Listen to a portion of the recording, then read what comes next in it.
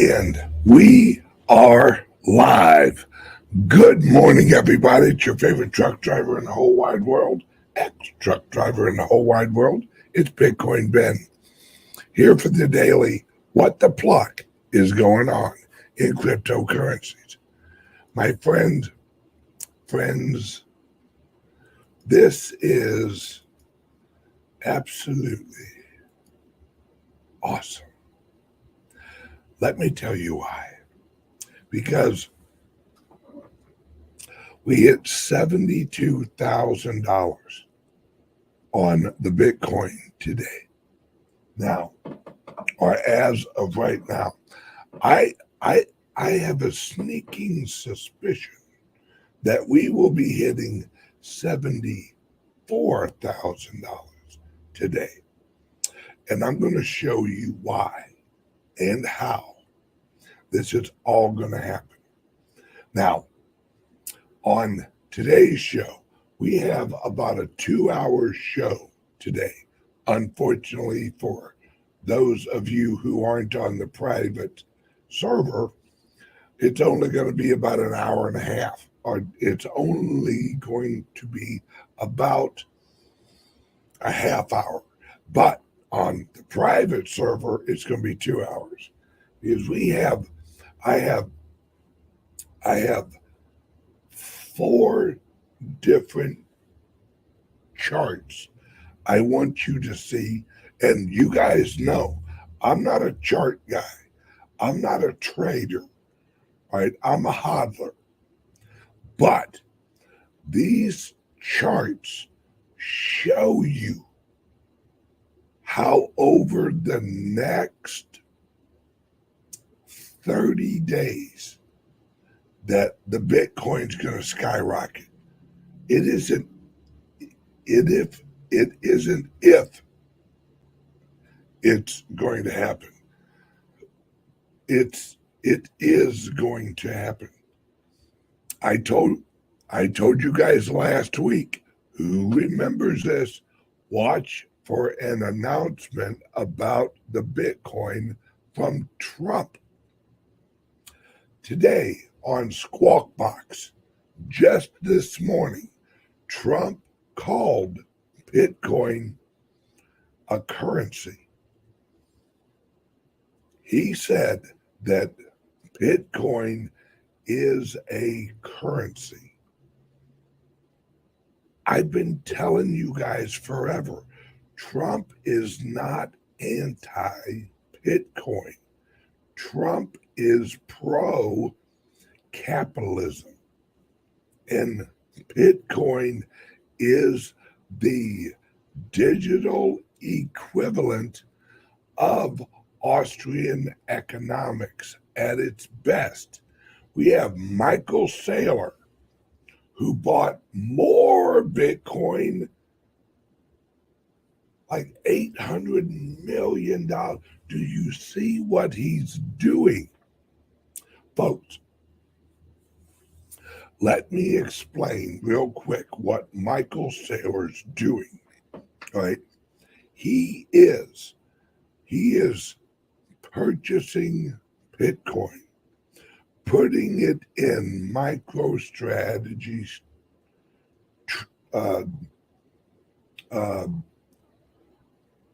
balance sheet. That raises the value of the company. Then he takes out a loan on the appreciated value of the company and buys more Bitcoin, which raises the value of his company.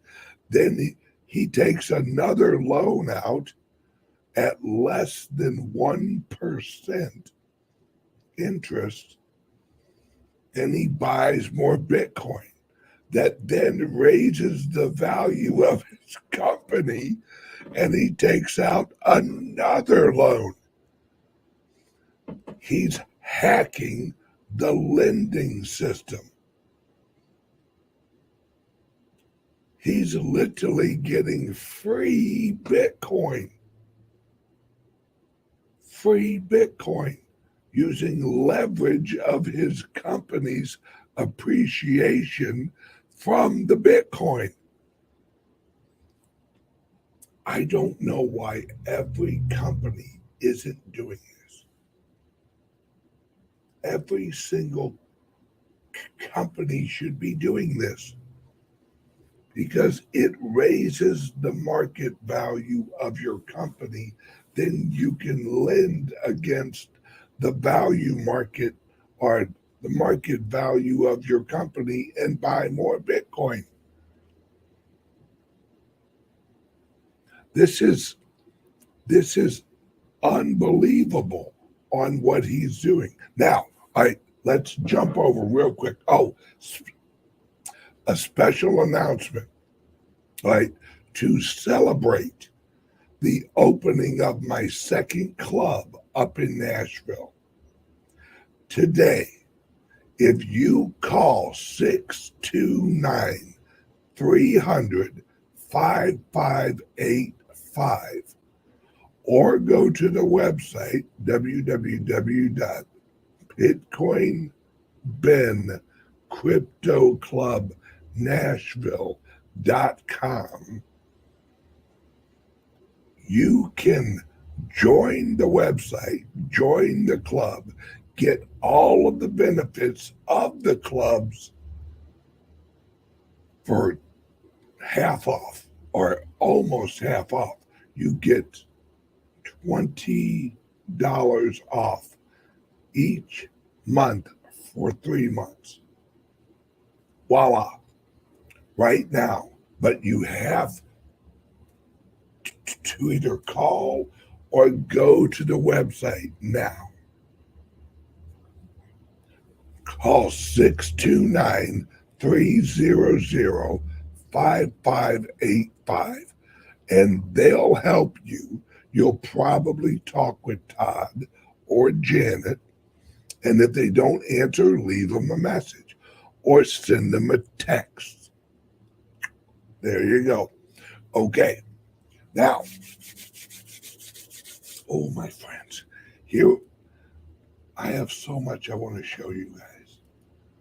This is absolutely, hey, I'll say, which one's this? Yes, all right. This is Trump on Squawk Box today.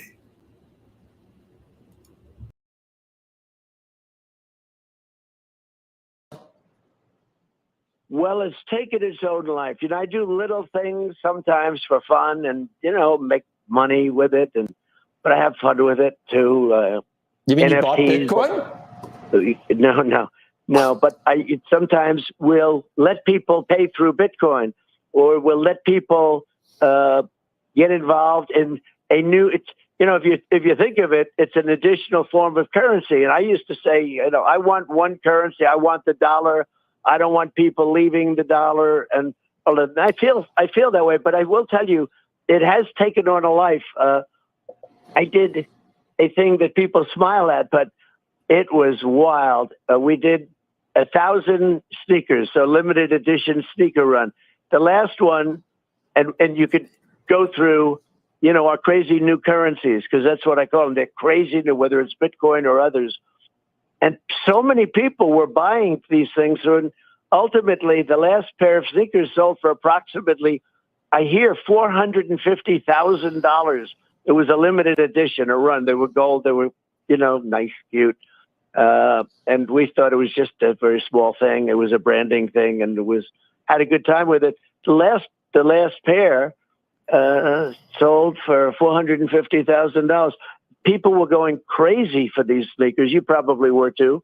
Everybody was. I have every friend I have has called me for a pair of sneakers.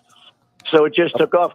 And I noticed that so many of them were paid for with this, with the new currency. And it is that. It's a new cryptocurrency. And I couldn't believe the amount. And I'm saying, you know, this thing has really, and other things I do, people are using it. And, you know, I would be, I'm very much a traditionalist. I like staying with the dollar. You know that from when I was there. It's make the dollar the choice. I hate when countries go off the dollar. I would not allow countries to go off the dollar, because when we lose that standard, that will be like losing a revolutionary war. That will be a hit to our country, just like losing a war. And we can't let that happen. And too many countries now are fighting to get off the dollar. And and frankly, and I know Jay feels strongly about this, and Jay did a fantastic job, by the way, in a group where there's always scandal and problems. Jay went through 4 years. There wasn't one scandal. I don't know, Jay, maybe you can tell me. But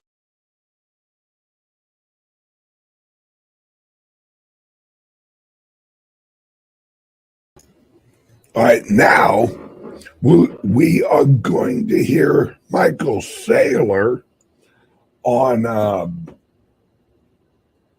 CNBC from this morning. Listen up. This is Michael Saylor.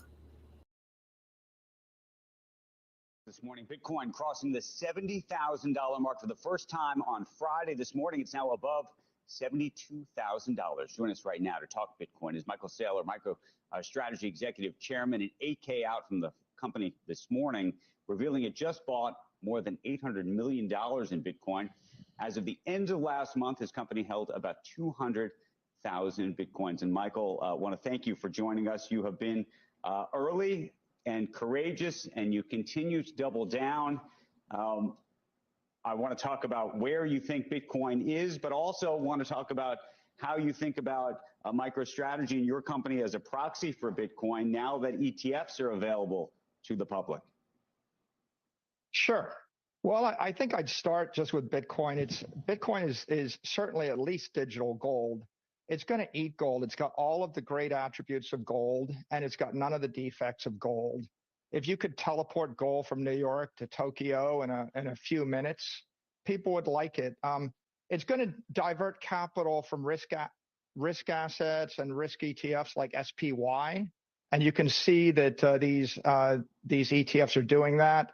It's going to be incorporated into a lot of funds like the BlackRock Global Opportunities Fund or the Strategic Income Opportunities Fund. And so it's an asset class. As it goes into other funds, it's going to become structural. The halving is going to cut the organic supply of natural sellers in half around April 20th. That means there's only about $32 million a day of natural sellers. And the price of Bitcoin is going to have to adjust up in order to meet that investor demand. So I think that's what's going to happen next to the asset class. In terms, though, of how investors should think about your company, and right now I think they think of your company as a proxy for Bitcoin. It was a way for investors, frankly, who didn't want to buy the underlying coins to get access to Bitcoin and exposure to Bitcoin. The question now, though, that these ETFs have been approved and folks are funneling money towards BlackRock and so many others, how should they think about your company versus doing that? Yeah, so BlackRock is like the container ship or the super tanker of Bitcoin. They can take $1 billion a day into their capital structure, and they can haul that very efficiently, 25 basis points. MicroStrategy is like air freight. We got higher performance. So what's going on here? MicroStrategy's got leverage. If we borrowed $800 million at 62 basis points, is there any company in the world that you wouldn't like to invest in that could borrow $1 billion at less than 1% interest to invest in your best idea?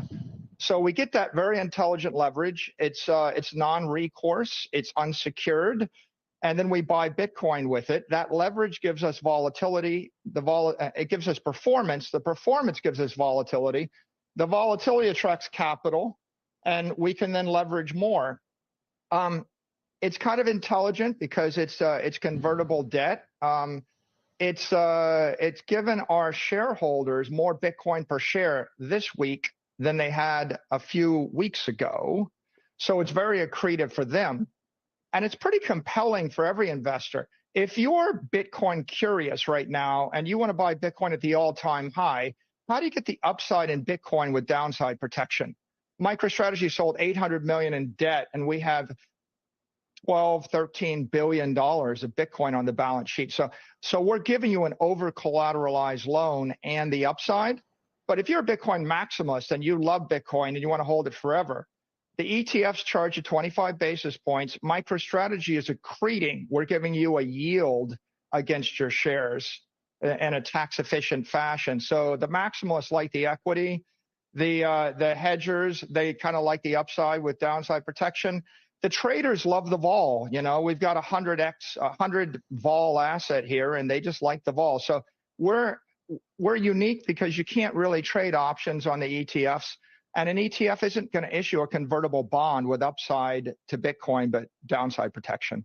So Michael, I try to understand the mathematics, and I know people like you went to MIT, and it just seems maybe it's more understandable for you or Andreessen or Peter Thiel or whatever.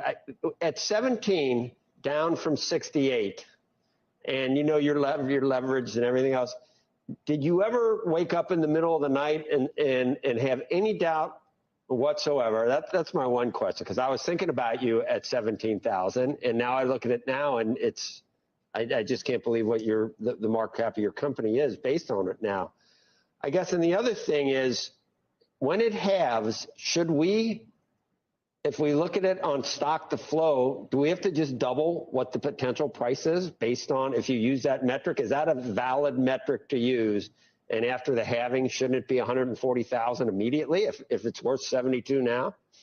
Two good questions, and thanks for asking me. First, with regard to Bitcoin, no, there's no doubt in my mind Bitcoin was a better investment at 17,000 than it was at 65,000. I take the Warren Buffett view on this. Bitcoin's a superior investment to gold, equity, bonds, and real estate because it's digital. You can trade it 1 million times faster than conventional assets using a computer. It's available. Most other assets only trade less than 20% of the time. Bitcoin's trading 168 hours a week. We bought $800 million of Bitcoin, and a lot of it we bought over the weekend when all the conventional markets are closed. It's global. It's the most widely recognized and trusted investment asset in the world right now. It's ethical because it's the king of all commodities. There's no issuer. There's no company. There's no country controlling it. And fundamentally, it's useful. Thousands of market makers can trade it all the time. Millions of companies can trade it.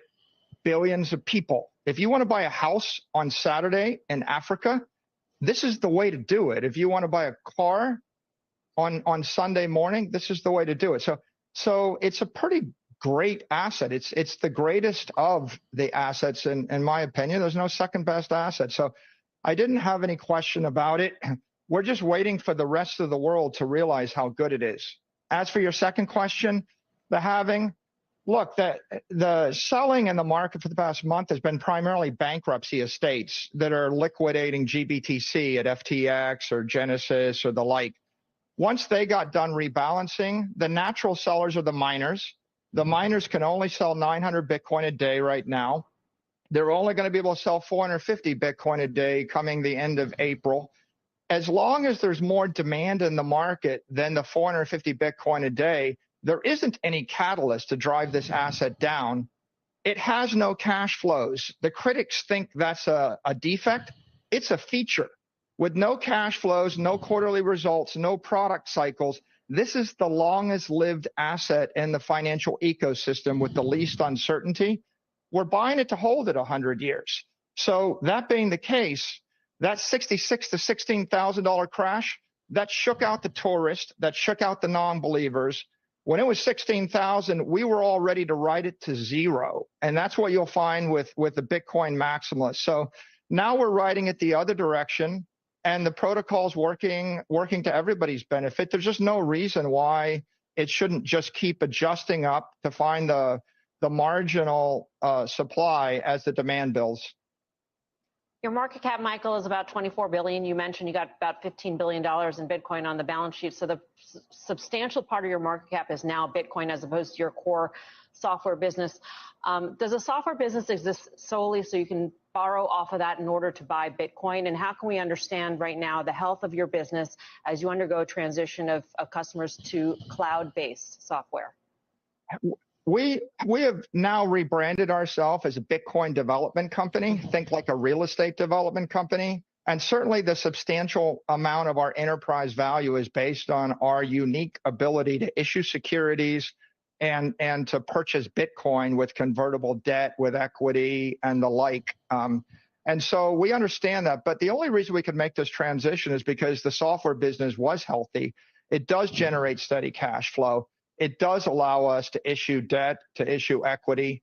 It does make us unique because we're able to, we've got a very functional options market. We've got a very functional debt market. And we've got a very stable operating business that we can use. If you look at our last result, we actually bought a lot of Bitcoin with operating cash or cash out of the operating business. And that is purely accretive to our shareholders. So we think we're unique, and that's working very, very well right now.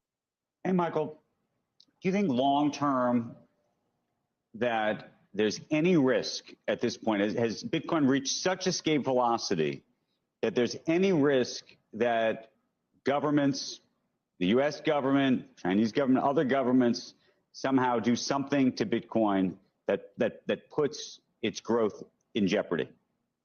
You know, it's another great question, Andrew. A lot of times the skeptics, they say Bitcoin looks too good to be true. It's so good to be true, someone's going to take it away from you. And that's based on a fundamental misunderstanding about Bitcoin. People refer to it as currency or digital currency, and that's unfortunate historical artifact. It's not digital currency. It's digital property. And once you make that big leap and understand it's property, you see the compelling use case is capital preservation for everyone in the world. There's no anathema associated with owning property. You can own $1 billion building in New York City. You can own every place in the world where they allow you to own property, which means China, Europe, the US, they're going to embrace Bitcoin as digital property. All the controversial issues around cryptos have to do with their use as a medium of exchange. But what I'm here to say really is medium of exchange is only worth $1 trillion. Store of value is worth $100 trillion. So I give your company, I give your family, I give your institution $1 billion. I drop you in Africa and I say, you got to save the capital for 100 years. What are you going to buy? And the answer is nothing. There is nothing on the entire continent you can buy that's better than Bitcoin. So Bitcoin's going to be embraced as property. It's going to be controversial if people think of it as a currency. So I would encourage people to think of it as digital property, $1 billion building in cyberspace. And hold it for 100 years. Does it ever have to be a currency? Or do you think it ever becomes a quote unquote currency? It doesn't have to be a currency. Nobody's trying to buy a cup of coffee with a fraction of their building on Fifth Avenue. Right. But every rich person I know owns property in London or New York City or somewhere. And none of them complain about not being able to spend their building as a medium of exchange. So the killer application is capital preservation for everybody. The store of value is the killer use case. Medium of exchange is a distraction. Governments are always going to issue currency. They're always going to make it legal tender. And that's just fine. Bitcoin's competing with gold. It's going to eat it. And then it's competing with risk assets as a long-term hold. And it's competing with you buying an Airbnb as a retirement income source if you're a middle-class person. Michael, I want to thank you for joining us this morning. Really appreciate it, and look forward to talking to you again very, very soon. Thank you.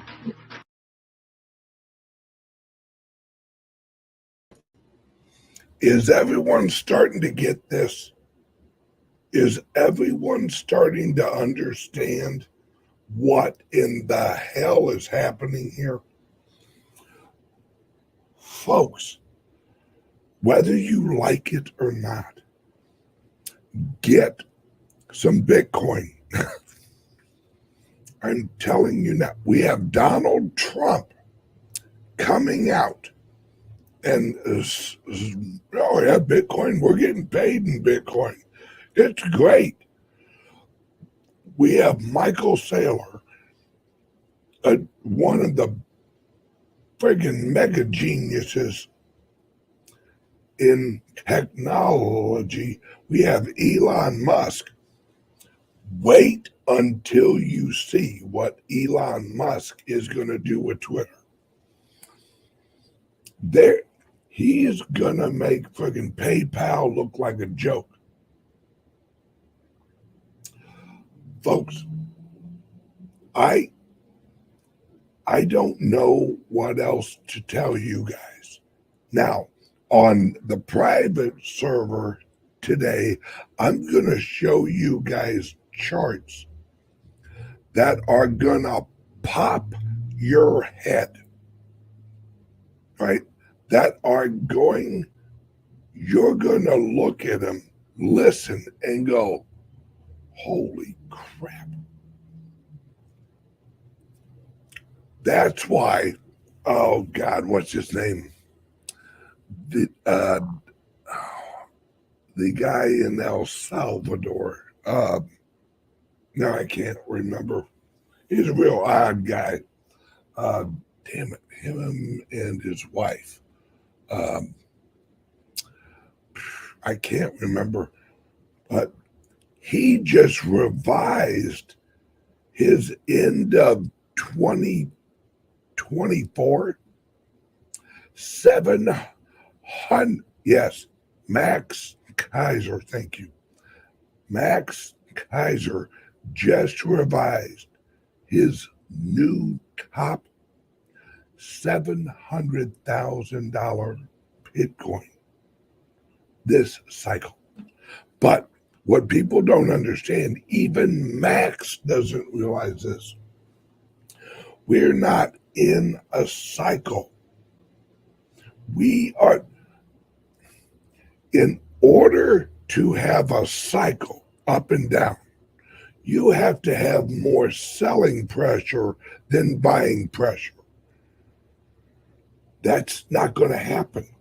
There's not enough people willing to sell to drop the price 50% again. Nope, not going to happen. Because the buying pressure is so high and growing every single day that the price is only going to keep going up. And after the halvening, guys, we are off to the races. This is, yes, exactly. Michael Saylor, we just passed up silver this morning. The global market cap of silver, we passed it. Bye-bye. Now Bitcoin is bigger than silver. Knocking on gold's door. Because gold as a store of value is no longer applicable in this digital environment. No one wants to trade large amounts of gold on the regular basis. You can't move it, but you can send $400 million worth of Bitcoin in one transaction. Think about that, folks. In one transaction. It's just better money, folks. It's just better money. I told you guys a few weeks ago, or last week, that Trump was going to talk about Bitcoin. And folks, I'm not making this shit up. Now, here's a word from our sponsor. Then we are going to the private server so I can blow your guys' minds with these charts. Folks, I'm going to show you a chart that literally will show you what the price will be by 2030 and 2028. Well over $1 million a coin. Well, in fact, multiple millions of dollars per coin. Word from the sponsor. Hold, please. Are you buying and selling cryptos on the same laptop that you're using to browse the internet, read your email, and visit social media sites? If so, you're exposing your cryptos to theft. Whenever you're online, you're at risk of getting hacked and having your identity stolen. How would you feel if someone stole all of your cryptos? What would that do to your finances? Guard your cryptos with a safe and secure laptop from CALIX Solutions. Each laptop is set up just for you and your cryptos, and then we walk you through exactly how it works. Don't risk the security of your cryptos. Order a crypto laptop from CALIX Solutions now to secure your crypto future. Learn more at calixsolutions.io. All righty, we are back. Now, once again, www.Bitcoin Crypto Club Nashville. That's our second club we've opened. We are opening another club in Boston, another club in St. Louis, another club in Texas, another club up in New York, because we have some investors up in New York. And within a year, we're going to have a club out in California. I know. But c'est la vie. Okay. Call now. 629-300-5585 or text and receive $20 off your monthly membership at the website for the Nashville Club for 3 months. Act now and you get access to over 500 videos, education, information, technology, history, sci-fi, AI, all the videos you could ever want to learn about the Bitcoin and the crypto economy. Join now, folks. All right, now we are leaving YouTube and Rumble, and on YouTube, if you want to join the private server, there's 3 ways. Rumble, YouTube. Number 1, you can use your phone and scan that code. That will take you to the private server where you can see the rest of the hour-and-a-half video today. Plus, at 3 o'clock, I do my woo-woo show. And woo-woo is going to be crazy today. We are talking Anunnaki and a few recent discoveries about the Anunnaki and who they are. They might be us. Ooh, here we go. All right, the second way. Under the video right here, there's links to my private server. And on YouTube and Rumble, you hit the join on YouTube, you join the private server. On Rumble, you click join and you join my locals channel right there. Everyone has access to the private server for over 60 hours a week worth of content. That's how much I work, folks. But I'm in Bitcoin, so we be working. Everyone accept the private server. Bye-bye. Private server peeps. I'll be right back.